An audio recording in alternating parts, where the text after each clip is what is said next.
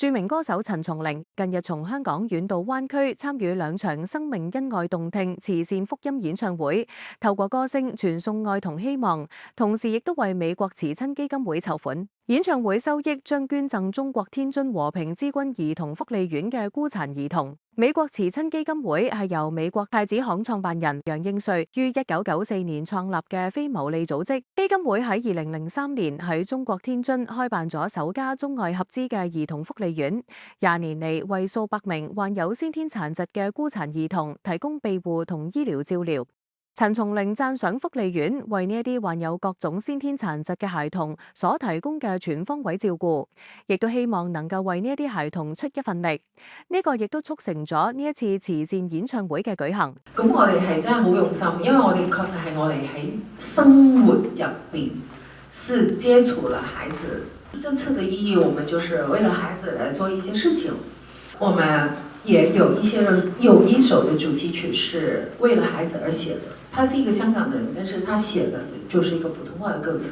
呢一次演唱會更加邀請到已故影帝喬宏嘅太太小金子出任特別嘉賓。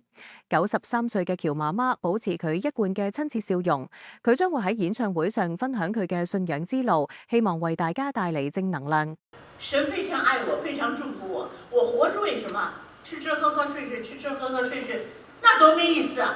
我活得多有勁兒啊！現在我有方向，有目標，我愛，然後因為他先愛我。已經有10年未喺三藩市灣區公開演唱嘅陳松伶，近年喺中國忙於參與跨界歌王、乘風破浪的姐姐等綜藝節目，廣受歡迎。即係人生入邊有好大嘅起起伏伏，唔係咩起伏？我覺得對我嚟講，如果我死唔去嘅話咧，就真係可以活得更精彩。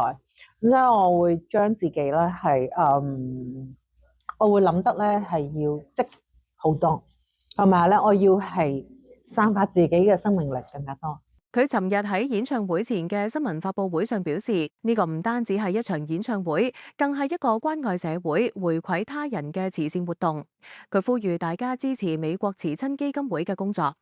呢一次慈善福音演唱會將會喺9月27日夜晚7點，同埋9月28日下晝3點，喺中半島紅木城歷史悠久嘅霍士大劇院 Fox Theatre 舉行2場演唱會，觀眾可直接掃描2維碼購買演唱會門票。